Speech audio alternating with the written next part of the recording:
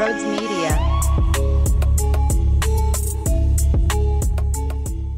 What is going on, everybody? If you are hearing this clip before the show starts, that means I'm on vacation. What I did prior to leaving is I recorded a bunch of interviews with fantastic guests, so you still had something to consume here on Brodes Media until I return. So if any news drop that's so massive and it's not incorporated into these conversations, I apologize. There's nothing I could do about it. But I wanted to at least give you something while I was away. I love you all. You're all fantastic. Subscribe if you're new. I love you. Enjoy the shows. What's going on, everybody? Here we are again. Another episode of Schmoozed. Natalie Egenolf is here. What's up, Nat? Thanks, Brodes, for having me again. It's been a minute since we got to talk, but it is the dog days of summer now, isn't it? Yes, but listen, you're not just here because it's the dog days of summer. I don't care if it's middle of Eagles season. It doesn't matter. You're welcome to join at any time. I know. Yeah, no, it's been a while. I don't know if we've talked since the Eagles went to the Super Bowl. I think the last time maybe we connected last fall. I think it was maybe pre-Phillies run, pre-Flyers organizational, combustion, pre-Eagles Super Bowl spontaneous run. Like, so much has happened.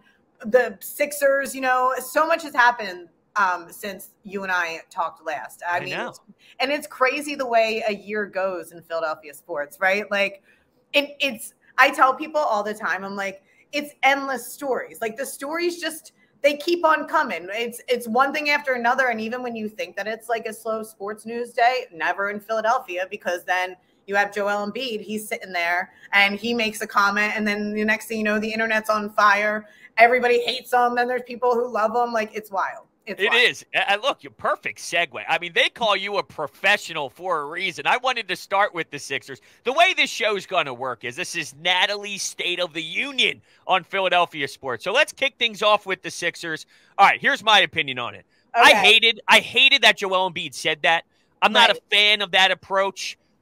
But I get the frustration. I think it was silly. We all make mistakes, and we all have bad judgment once in a blue moon. I don't want to kick him out of town. I don't hate him. I just think he went about it the wrong way. And then, of course, using social media saying it's a troll. It's not a troll. He's way too smart of an individual for that to be a troll job. I think there was putting some pressure on Daryl Morey type of things happening there. But what say you? So I agree with you. And what's interesting is once I saw that he said it, I thought, oh, no, because I know how things roll around here in Philadelphia. I'm like, this is going to set on fire. And absolutely, it totally set everybody on fire. Yeah, I thought it was interesting, though, how a lot of the fans just kind of threw him under the bus. I really didn't like that. They're like, well, you're lazy, this, that, the other, get out of here. And I know that there's a lot of people in the fan base and also in the industry who kind of have this perception that the Sixers, if they traded Embiid or got rid of Embiid, and just, got a bunch of shooters and yada, yada, that like maybe getting rid of him would be the key. But I'm not one of those people yet, because I don't think we'd be close to where we are today without him, and we've seen some really good Sixers basketball over the last, I don't know, decade plus since the process started.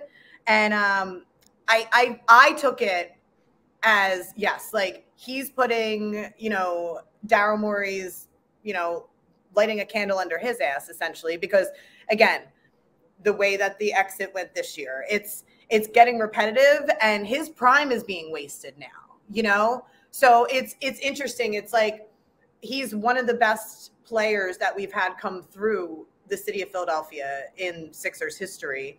And he's so beloved here. And it's like, I don't want to see it sour here like that. And especially when I think he's being squandered in a way.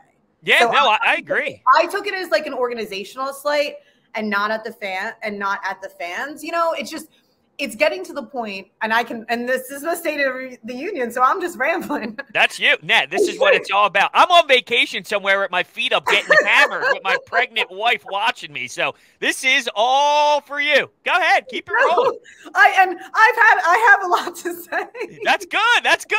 That's why I texted you and said, join the show. Well, and Brodes, it's been a minute since I've been on Sports Talk Radio, and I have a lot of feelings too, and you have your show. I need to get my show back up and running. You know what I'm saying? Because I have a lot of feelings. Nat, I got a platform for you. All right, I know a guy. His name's Brodes. He's got Brodes Media. We'll talk. Continue. Go ahead.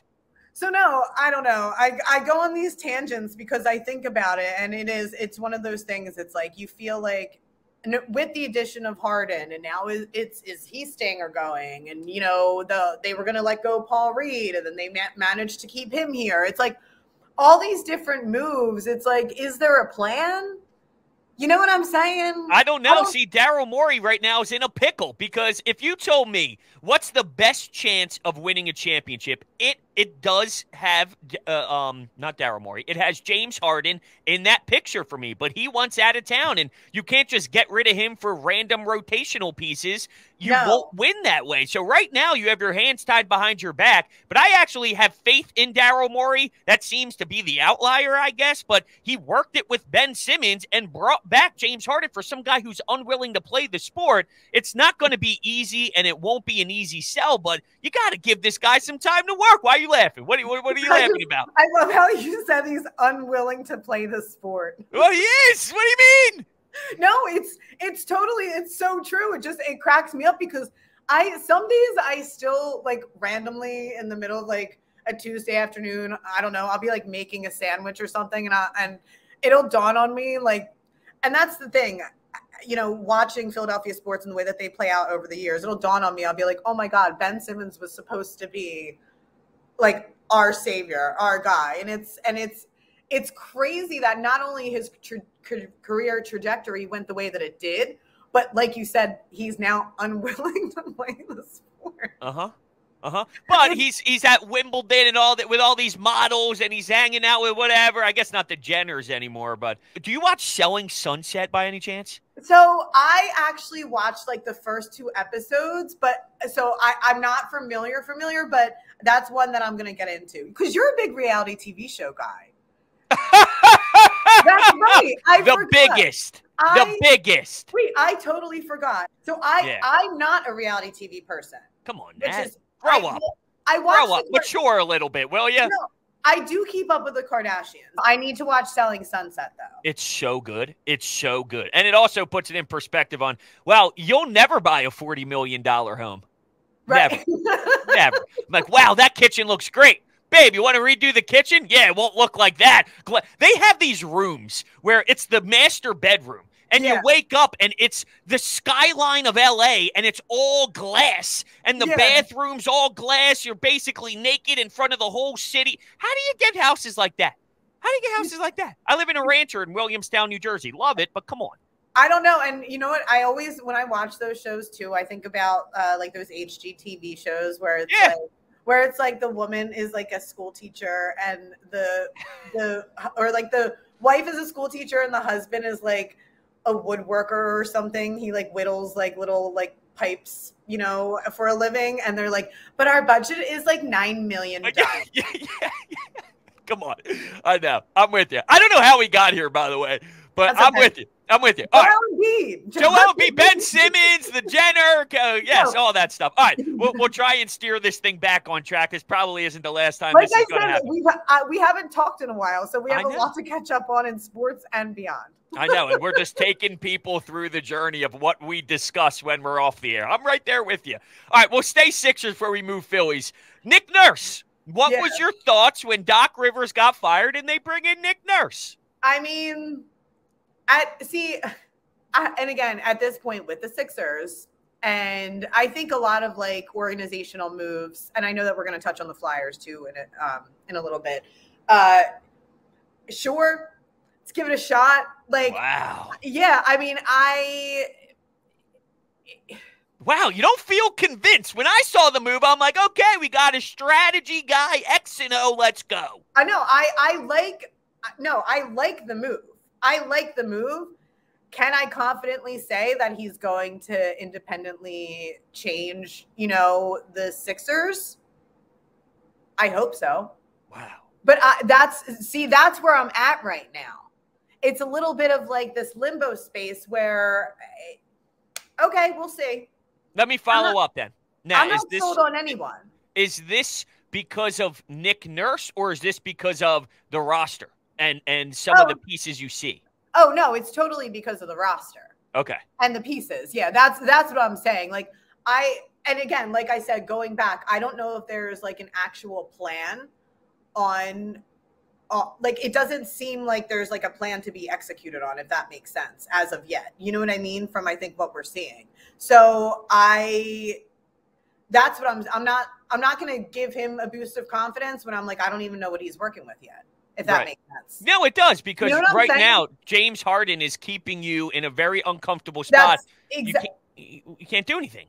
Exactly, because I'm like, I don't even know who he's going to have to play with, when it comes down to it. So I'm a little bit, we'll see. Okay. You getting emails over there? I'm just, all these notifications are going off. I'm sorry. No, it's fine. I didn't know if you had some other interviews to do. Mine was just, let's get Brodes out of the way at 11, and then I'll go do what's more serious afterwards. Jesus. All right. More serious talks, I guess, would be our Philadelphia Phillies. This was my biggest fear heading into this year. Because of the magic run and the journey and the dancing in my corner on my own, whatever the hell it is, I thought it got a little overplayed. I know. See, you are the prototypical, this is what it's for. For me, it's shut up. All right, I'm done with this stupid song. But anyway, I was afraid that because of the way they did it, all the fans for this upcoming year, which is the one we're in now, would be like, who cares? Just get in and we'll see what happens, instead of holding them to the fire and, making sure they're playing good ball, which they are now.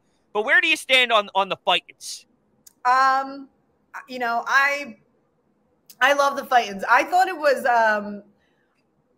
was very premature back in June when people were calling for Rob Thompson to be fired. I was like, this is how I get, bros. I'm like, what? Why? On what planet in the history of baseball would that ever be a rational move in the middle of the season when it just happened last year? This team went to the series, but because they, and it wasn't even it was a disjointed start, but it wasn't awful. Like, they weren't hard. Like, I always say you can't tell until I was freaking out in May and June, but that's because I just tell you how I feel in the moment. That's all. I didn't say fire Rob Thompson. I just said I'm pissed off and this is pissing me off. That's all. Okay, look. That's all. And here's my thing. It's more just like I just have like such a long-minded approach to baseball, but with what I'm seeing from them right now and that momentum that they got in June, and now Schwarber's, he's kind of starting to pop off. Nicky's he's hitting the bats. Like, things are like starting to, I think, pick up.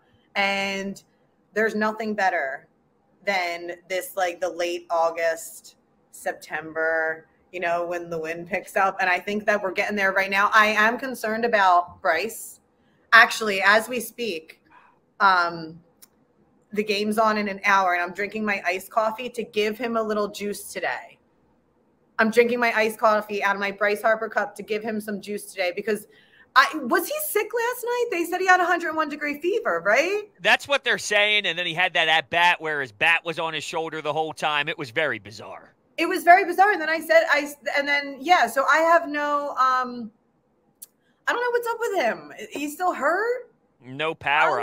We'd have to imagine that there's a correlation between having the surgery and the lack of power. Look at us. Like, here we are drinking our, we're criticizing the man that just had like a major elbow surgery. Like, this guy, what the hell's wrong with this clown? I know. I'm like, is he okay?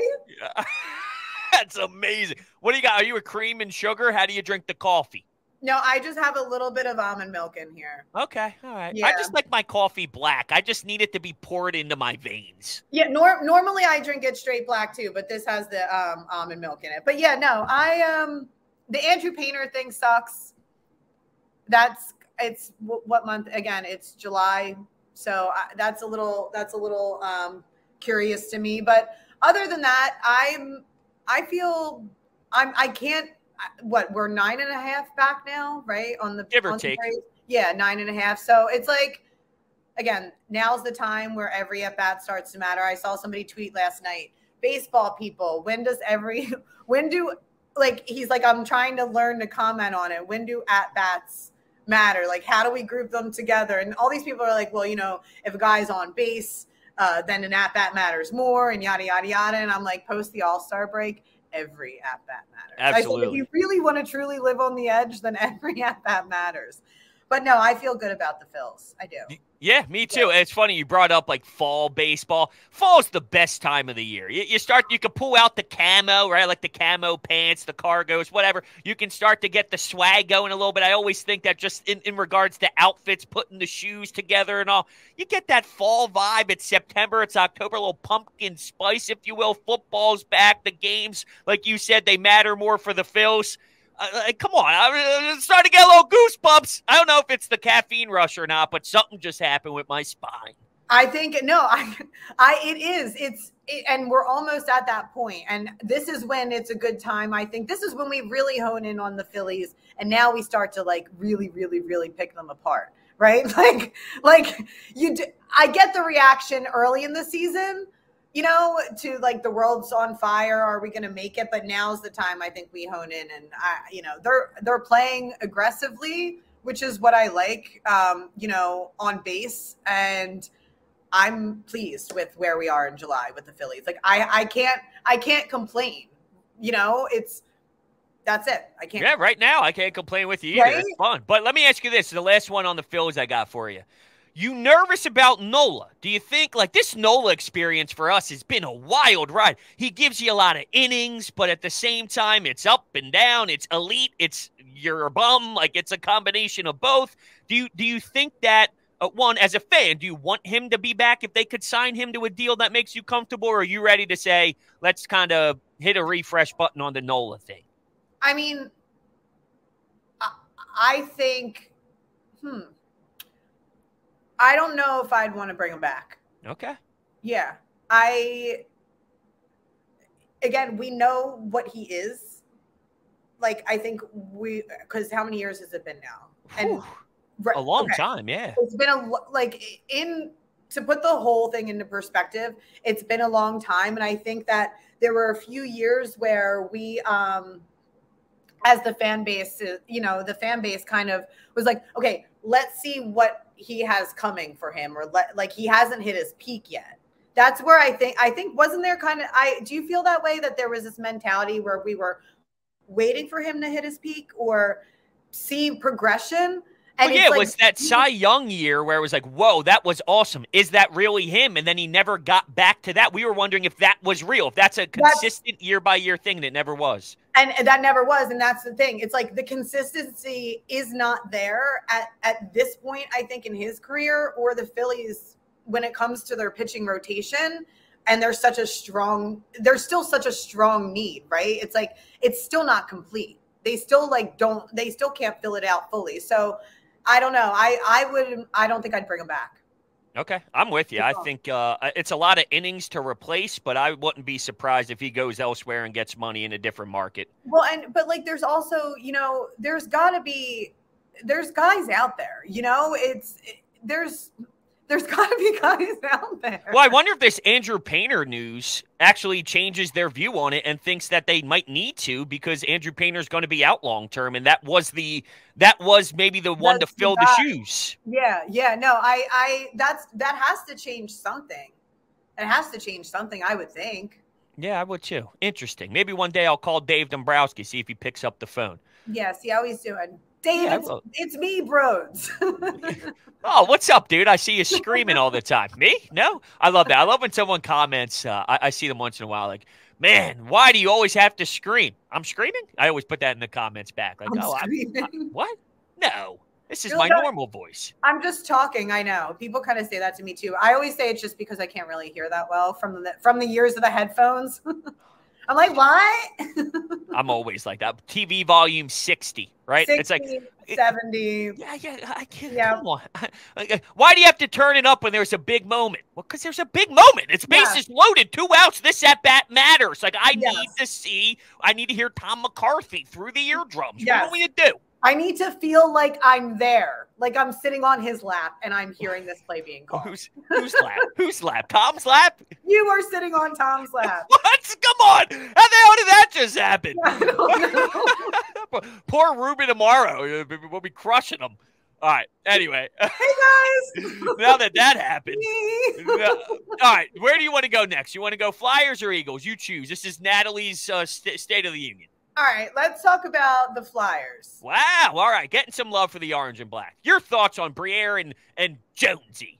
Okay. Well, I said this on my podcast on the Lipstick League. I gave which the link is in the description down below. How's that? Thanks, Brodes. Of course. Share the love. We're still pumping out some episodes. Cool. So I actually just said on the podcast on the Lipstick League that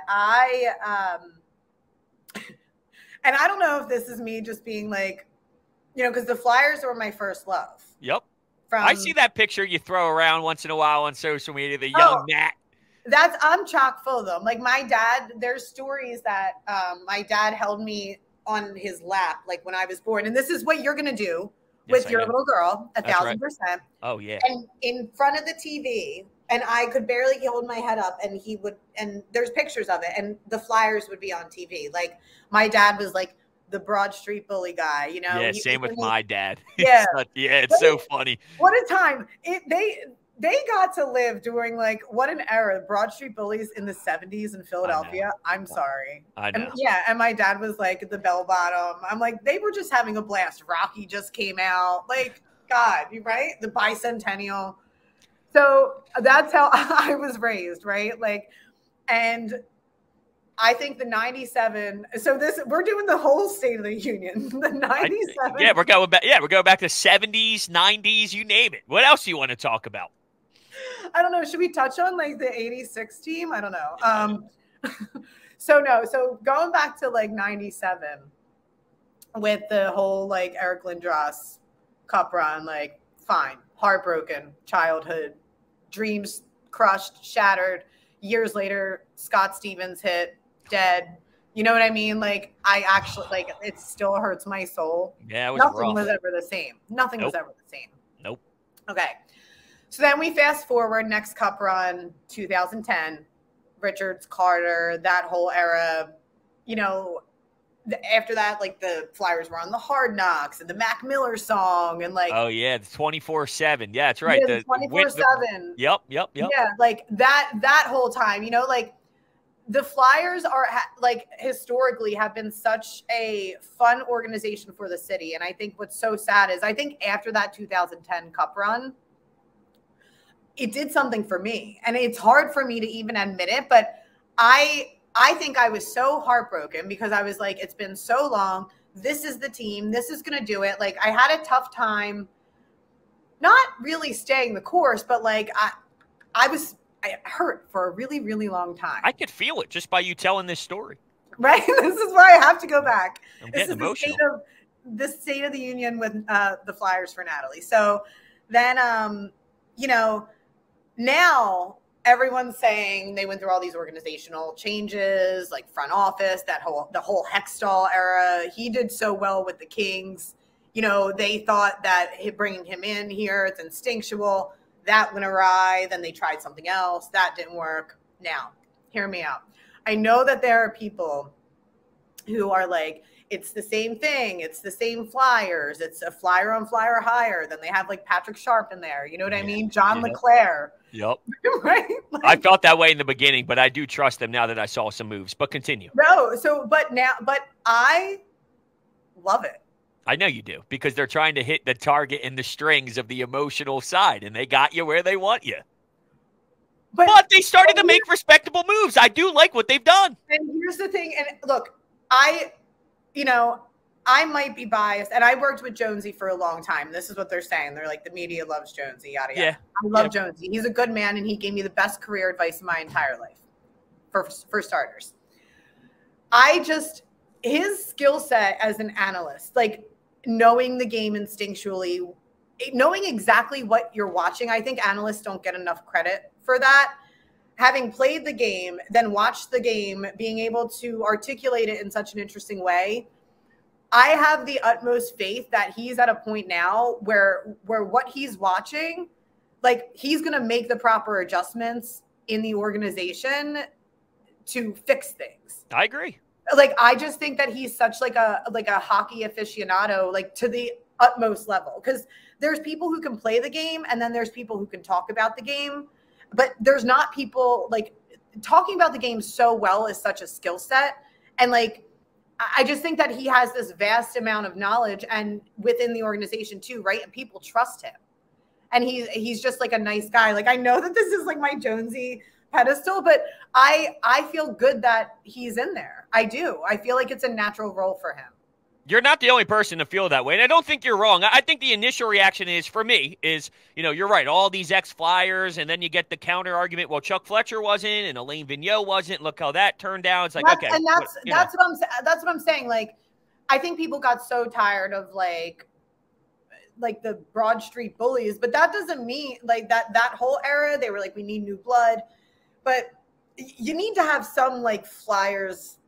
You need to have some orange and black blood. Look, you know so far, so good. I got nothing. Right. If you're good at your job, I don't care if you wore the sweater or not. Just be good at your job. And that's kind of what I'm saying. And again, you're right. They got me, because once I saw John LeClaire, I'm like, look at you right now. You're gushing. I'm on Broad Street with the cup. Yeah. Oh, God.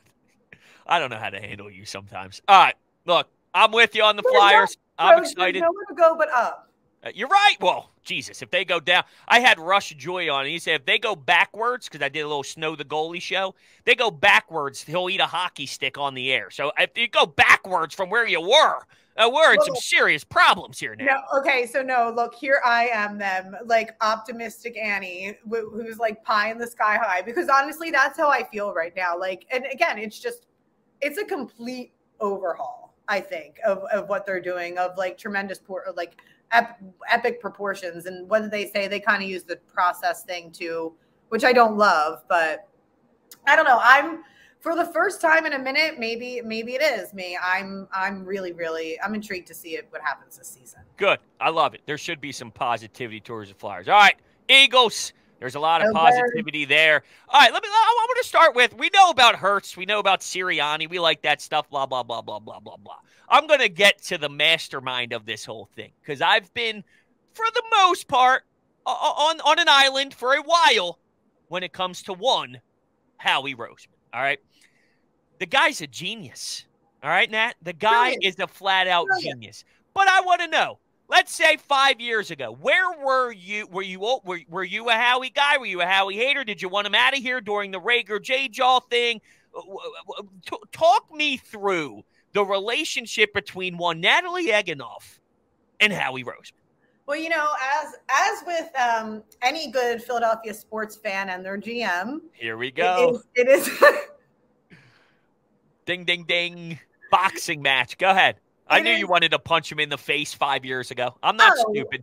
You know, and it goes back so far, right? Like, how long has Howie been with the Eagles? And I feel connected to his relationship with the Eagles. Like, I feel connected to, I don't know, like, you know, even though he's not a player on the team, the entire city's focus is always like, where's Howie? You know what I mean? It's like, we've watched Howie go through what he's gone through. I mean, the Chip Kelly era, that whole thing, you know, coming back, winning the Super Bowl, making these moves, wheeling and dealing, like the picks, finally picking like SEC players, like, you know, like, yeah, that would be a big one.